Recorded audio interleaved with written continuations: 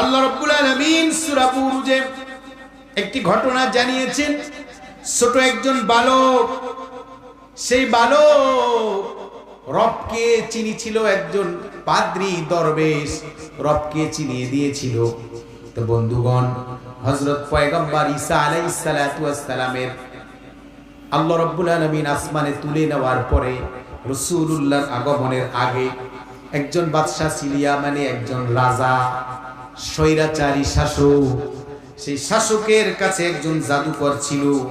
জাদুকর একদিন বলল, কি কষ্ট হচ্ছে আপনাদের? এই হাদিসটা শুনেই আলোচনা শেষ করে দিচ্ছি।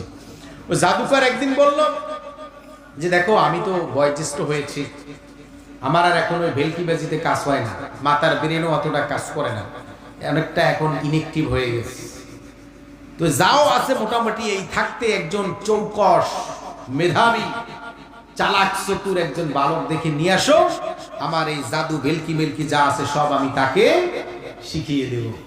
তখন ঘোষণা দিয়ে দিল রাষ্ট্রীয়ভাবে, যেরকম যাদের সন্তান আছে খুব বুদ্ধিমান, চালাক, চতুর, চৌকস, তাকেই আমরা নিয়োগ দেব, তার পরিবারের সব খরচ আমরা বহন করব। যেমন আপনি মিথ্যা সাক্ষী দেবেন, পাঞ্জাবি মিষ্টি হইতে শুরু করে সমানে বহন করবে সরকার, যেরকম ওই রকম সরকার ঘোষণা দিল, মিথ্যা যারা শিখবে তাদের ব্যাপারে সব আমরা বহন করব। তো ভাইরা আমার, সব এবার বহন করবে ঘোষণা দিল। সকল মেধাবী ছেলেদের বাবা মায়েরা বায়োডাটা নিয়ে, সিবি নিয়ে হাজির হলো রাজ দরবারে। এবার পরীক্ষা নিরীক্ষা শুরু হলো। একজন বালক টিকলো। ওই বালক টিকার পরে রাজ দরবারে আসে জাদুবিদ্যা শিখতে। কি শিখতে?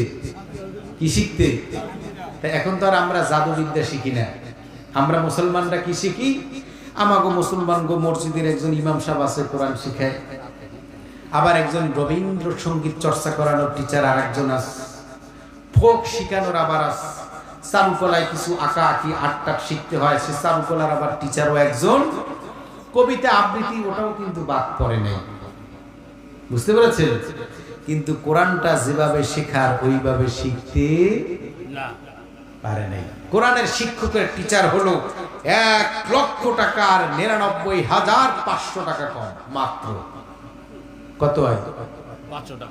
500 টাকা। এই হলো যে কোরআন শরীফ শিখায়, ওনার বেতন, তাও 2 মাস বাকি। হুজুর কয়দিন আসবেন? কয় সপ্তাহে।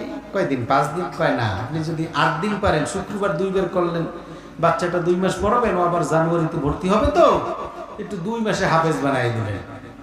গানের টিচার বছরের পর বছর, ম্যাথের টিচার বছরের পর বছর, কত আস্তিক, ডিম 2টা করে মামলে,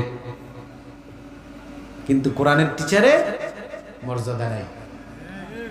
তো ভাইরা আমার, ওই বালক জাদু শিখে, বালকের বাড়ির কাছে একজন দরবেশ, তাওহীদবাদী, আল্লাহওয়ালা, হাদিসের ঘটনা। ভাইরা আমার, ওই বালক দেখলো যে খুব চৌকস দরবেশ, বলল, এই বেটা এদিকে আয়।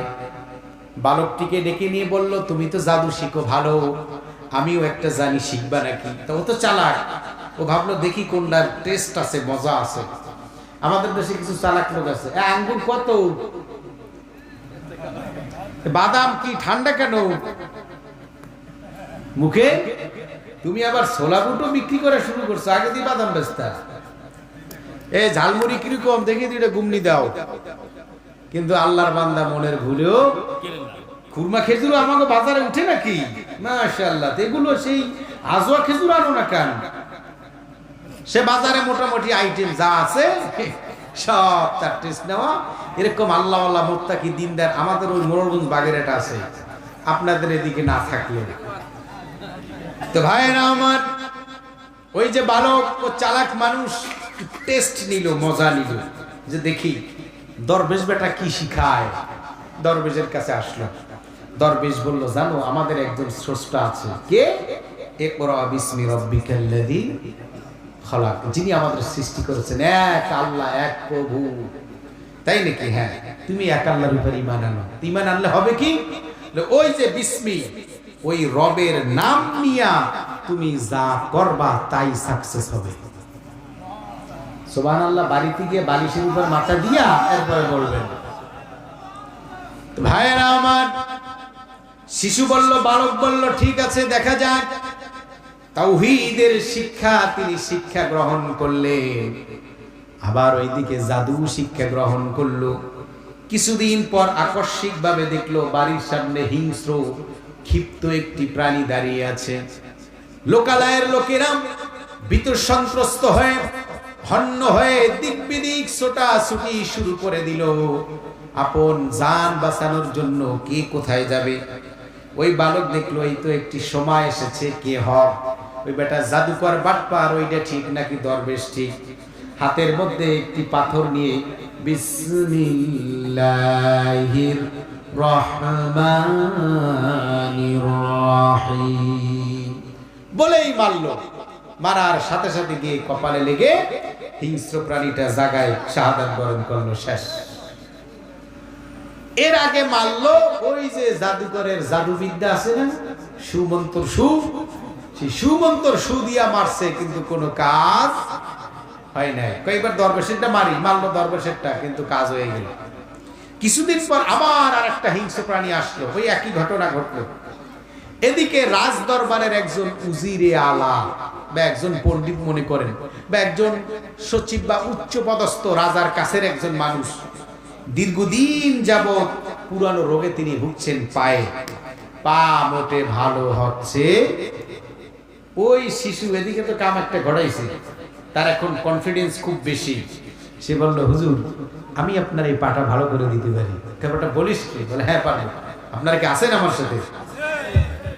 কিভাবে ভালো করবা ওইটা আপনার দেখার বিষয় না, আমি ভালো করে দিলে আপনি আমাকে প্রমিস করুন, আমি যে আপনাকে এই চিকিৎসা দিয়ে ভালো করেছি এটা আপনি রাজ দরবারে কাউকে শেয়ার করতে পারবেন না। আচ্ছা ঠিক আছে, যা ভালো তো কর। ভালো করে দিল। এখন আর উনি বলে না। কিছুদিন পরে রাজার সুদৃষ্টি পড়লো, এই কে তোমার পা ভালো করলো? তোমার এটা ভালো করার জন্য কত শল্য চিকিৎসক, চর্ম চিকিৎসক, কত প্লাস্টার সার্জারি, কত কিছু আনাইলাম, কোনো কিছু কাজ হইল না। তো ভালো করলো কে? ভালো করেছে এই যে ছোকরা বালক। তো ভালো করলো কেমনে? বালকরে ডেকে পাঠাইলো রাজা। বালক বলল, হুজুর ওই যে জাদুকর আমার গুরু, ওনার যে জাদু, ওই বিদ্যা দিয়ে আমি ভালো করছি। রাজা কয়, ভালোই তো, আমার এটা তো ওভার স্মার্ট। বেটা বুইরাডারে খাওয়াই আর কি করছি? এ বালক আসতে পারলো না এত তাড়াতাড়ি, মিরাকাল কিছু ঘটিয়ে দিল, প্রকাশ পেল, তার অলৌকিক ঘটনা ঘটায় দিল, কাছে চলে আসলো। কিন্তু এইটা জাদুকরের কানে চলে গেল। জাদুকরের গিয়ে কয়, বেটা তুই কি করলি? তোর শিষ্য তো কাম ঘটাই দিস। এটা অশনি সংকেত, দিন বদলের পালা। এখন ডায়লগ দেয় না, দিন বদলের পালা, ওই জায়গায়। এটা অশনি সংকেত, এটা দিন বদলের পালা। জাদুকর বুঝছে, কারণ ও তো টাউট, ও তো জানে যে আমি এরকম বিদ্যা আমার ভান্ডে নাই, তো শিখবে করতে গিয়ে। ও এখন বললো, আচ্ছা ওই ছোকরাটারে আমার কাছে নিয়ে এসো। বালক আসলো, এইবার তাকে বাধ্য করলো, বল এই বিদ্যা কে শিখালো? সে বাধ্য হলো যে ওই যে কুড়িগড়ে দরবেশ, তিনি আমাকে ইকরা বিসমি রাব্বিকাল্লাযী, রবের নাম, আল্লাহর নাম, তাওহীদের শিক্ষা তিনি আমাকে দিয়েছেন। ভাইরা আমার, এবার ওই দরবেশকে নিশ্চিহ্ন করে দিল। আমরা যখন দেখি কথা বিপক্ষে গেলে গুম হয়ে যায়, দরবেশ ওরকম গুম হয়ে গেল। দরবেশের আর কোনো খবর নাই, কারণ তিনি বিপক্ষে কথা বলেছিলেন, অর্থাৎ কোরআনের কথা, আসমানের কথা, আল্লাহর কথা, আসমানি গ্রন্থের কথা, তাওহীদের কথা বলার কারণে দরবেশকে গুম করে দেওয়া হলো, দুনিয়া থেকে চিরতরে বিদায় করে দেওয়া হলো। বন্ধুগণ, দরবেশ বিদায় নিল, কিন্তু এবার আস্তে আস্তে করে বালকের তেরেসমাতি কারামত প্রকাশ পেল।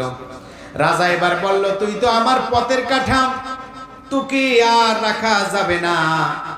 এবার তার বিশ্বস্ত যারা, কাছের যারা, এদেরকে দিয়ে সাগরের মাঝখানে নিয়ে গেল জাহাজে। বলল, আর হাত পা বেঁধে সমুদ্রের অতল তলদেশে ওকে ছেড়ে দিয়ে আসবি, ও যেন আর জীবিত আসতে না পারে। বালকটিকে যখন হাত পা বেঁধে ছেড়ে দেওয়া হলো, রব্বুল আলামিনের অনুকম্পায়, অনুগ্রহে অক্ষত সুস্থভাবে আবার বালকটা বাসায় রাজ দরবারে ফিরে এলো। রাজা কয়, এগুলো এত বড় বিট্রে, বিশ্বাসঘাতকতার পরিচয় দিয়েছে আমার সাথে। এই ছোকরা ওদের উপরে জাদুর প্রভাব দেখালো, যা এবার আর ওদের সাথে দেব না। আর এক কাছের যারা তাদেরকে দিয়ে বলল হাত পা বেঁধে পাহাড়ের উপর থেকে ছেড়ে দিবি, টপ থেকে নিচে যেন পড়তে দুমড়ে মুচড়ে একেবারে নিশ্চিহ্ন হয়ে যায়। ওরা উপরে উঠে যখনই ছেড়ে দিয়েছে হাত পা বেঁধে, দিব্যি ভালো মানুষ হয়ে একেবারে প্লেনের সিঁড়ি লিফটির মতো নিচে নেমে গেছে। ভালো মানুষ রাজদরবারে এসে হাজির করে, কি এগুলো তো টাউট। এখন সে কারোরে বিশ্বাস করে না। রাজা এবার নিজে রামদা নিয়ে উন্মুক্ত করে গর্দানের উপর এভাবে অ্যাটেম্প নিল আঘাত মারার, আঘাত করলো, মাগার গলার উপরে গিয়ে তরবারি পড়ে না। না, তো ভালো মুসিবত, ভালো জানা। এবার ওই বালক বলতেছে, কথাগুলো বুঝতেছেন? এই হাদিসটা বলে কিন্তু শেষ করে দেব। ভাইরা আমার, বালক বলতেছে, তোমার দৃষ্টিতে আমি তোমার পথের কাঁটা। তুমি যদি কাঁটা মুক্ত হতে চাও, আমার যে ফর্মুলা, আমার যে ইনস্ট্রাকশন, আমার যে নির্দেশনা, এটা যদি তুমি মেনে নাও, তবে পথের কাঁটা তুমি পরিষ্কার করে তোমার রাজ দরবারটা টেকসই হবে, সিংহাসন মজবুত হবে। তুমি তোমার মতো জুলুম শোষণ জনগণের উপর যা খুশি ভুলভাল চাপিয়ে দিতে পারবা, কোনো বাধা হবে না। আর রাজারা এটাই চায়। রাজারা ও ভুলভাল যা মুখ থেকে বলুক, আপনি যদি বলো যে লাকুম দীনুকুম ওয়ালিয়া দিন, বুখারীর হাদিস, তা ওইটার উপরই থাকবে, এরপর সংশোধন হবে। বন্ধুগণ, রাজাদের চরিত্রটাই হলো এমন। রাজা এটাই চাইলো কিভাবে ওরে এখান থেকে সরিয়ে দেওয়া যায়। এজন্য বালক বলল, ওগো রাজা বা হুজুর, আপনি যদি আমাকে সরিয়ে দিতে চান, আমার ফর্মুলা আপনাকে অনুকরণ করতে হবে। কেবল সেটা কি? আপনি এই আপনার রাজ্যের যত আবাল বৃদ্ধ বনিতা, শিশু বুড়া বয়স্ক যুবক কিশোর কিশোরী কৈতর কৈতুরী যা আছে, সমানে সব এক মাঠে জড়ো করবেন, একত্রিত করবেন। আর ওই জায়গায় আমি আপনাকে একটা ফর্মুলা শিখিয়ে দিব বা একটা দোয়া শিখিয়ে দিব। ওই দোয়া নিয়ে যদি আপনি আমাকে মারেন, আমি মরে যাব, আপনার রাস্তায় আর কোনো কাঁটা থাকবে না। ভাইরা আমার, যখনই এই কথাগুলো শিশু বলল, বালক বলল, রাজা তো খুশিতে বাগবাগ, হ্যাঁ ঠিক আছে বল। রাষ্ট্রীয়ভাবে ঘোষণা দেওয়া হলো, সকল জনগণ ওই মাঠে কিউরিয়াস নিয়ে, উৎসাহ উদ্দীপনা নিয়ে, আগ্রহ নিয়ে সকলেই মাঠে আসলো। কারণ এর আগে ওই বালকের সুনাম সুখ্যাতি ছড়িয়ে পড়েছিল যে রাজা এই ছোকরার কাছে ব্যর্থ হয়েছে, 3 বার ট্রাই করেও তাকে হত্যা করতে পারে নাই। এইবার ওই বালকটা মরবে, তো কেমনে মরে এটা আমরা একটু দেখবো। দেখবেন আমরা আমাদের চরিত্র এমন মানুষের, এই শোন ওই জায়গায় একটা পাগল আছে, যাবো, ও গিয়ে দেখবেন হাজার হাজার লোক, যেতে কি নিষেধ করা হয়েছে, এরপরও কিন্তু লোকের অভাব নাই। এটা মানুষের একটা বৈশিষ্ট্য। অজানাকে জানতে চায়, গোপনটাকে উন্মোচন করতে চায়। তো বন্ধুগণ, কথা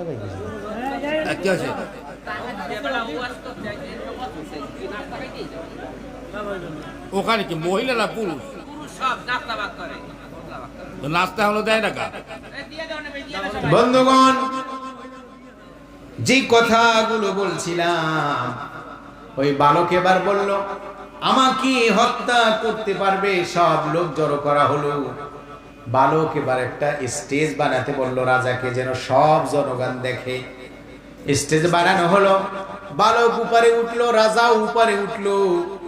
রাজাকে এবার বলল, আপনি আপনার এই তীরের শোলাকা ধনুকটা আপনি আমার এই গলার দিকে ভালো করে ধরেন। ধরলাম। এবার আমি যে দোয়া আমি পড়তে বলবো, ওই দোয়াটা পড়ে মেরে দিবেন, অমনি করে দেখবেন আমি ফটাৎ মরে গেছি।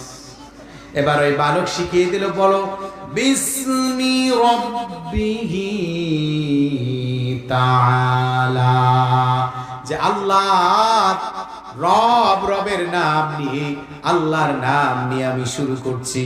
যখনই ওই রাজা তো আর খেয়াল করে নাই দোয়ার দিকে যে আমি কি কইলাম, বুঝেন নাই, হুশ নাই। দেখবেন আমাদের দেশে কিছু লোক আছে, যখন কালী পূজা শুরু হয়, গিয়ে সমানে হাজি সাহেব উনি গিয়া হিন্দু ভাইদের পর্দাটা কাইটে দেয় পূজার।